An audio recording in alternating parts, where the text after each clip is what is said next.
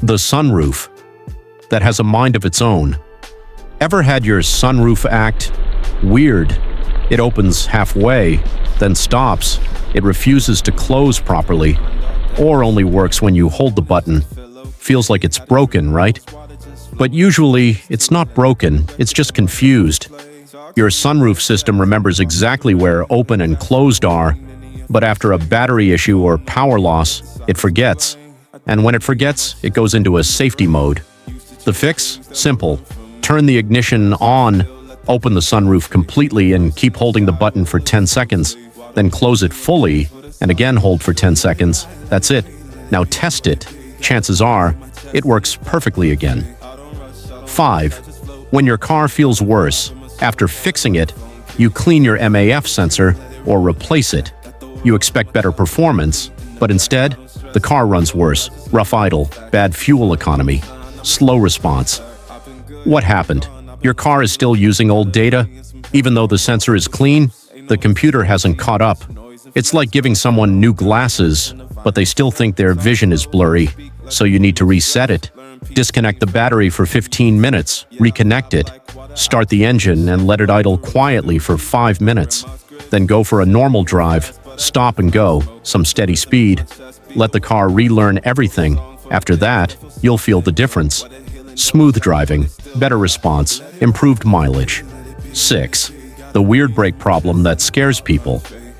You press the brake, but the gear won't shift out of park, or your brake lights stop working. Now you're thinking, something serious is wrong. But often, it's just a tiny switch. There's a small sensor behind your brake pedal. Its job is simple: detect when you press the brake. Tell the car to unlock the gear. Turn on brake lights, but if it moves slightly out of position, everything stops working properly. The fix? Press the brake fully, release it slowly, press it again.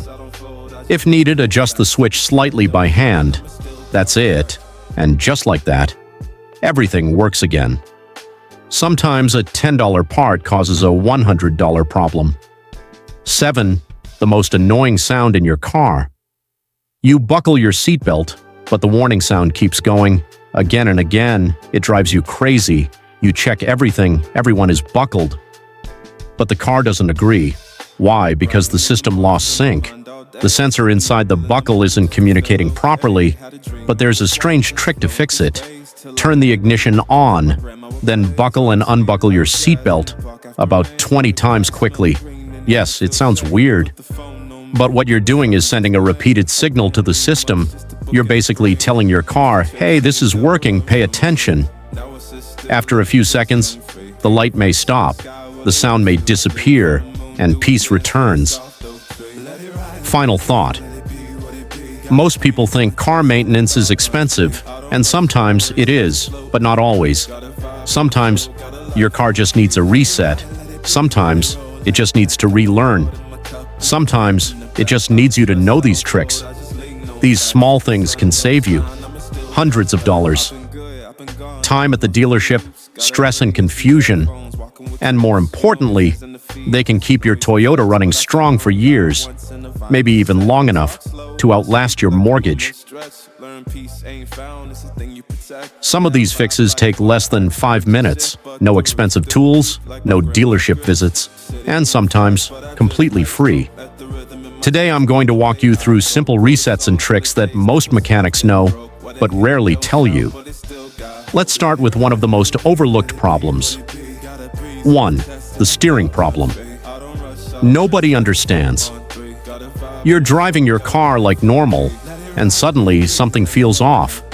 Maybe the traction control light turns on, maybe the car slightly pulls to one side, or maybe everything feels fine, but something just doesn't feel right.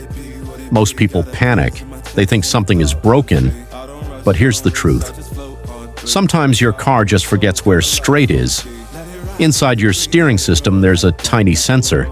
Its job is to tell your car which direction the wheels are pointing. But after things like tire rotation, wheel alignment, battery disconnection, that sensor can lose its memory, and when that happens, your car gets confused.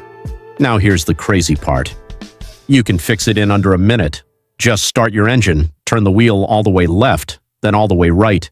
then bring it back to center, drive straight for a few seconds.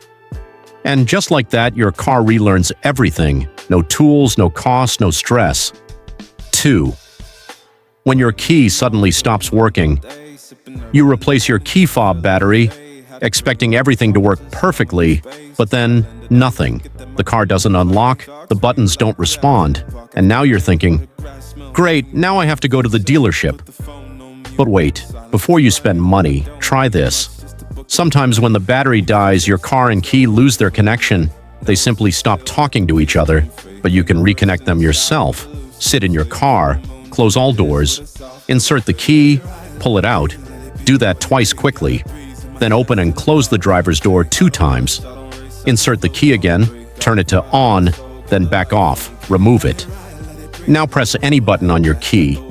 If the doors lock and unlock by themselves, congratulations, you just fixed it and saved yourself a $100 bill. 3. Why your AC suddenly stops acting right. Your AC used to feel like ice-cold air from the Arctic. Now, it's weak, inconsistent, sometimes cold, sometimes not. Most people assume the worst. They think, I need a new compressor. I need expensive repairs. But often, the system just needs a reset. Modern cars don't just blow air, they think. They use small motors and sensors to control airflow, temperature, and direction. And sometimes, those systems lose calibration. Here's how you fix it. Turn off your car completely.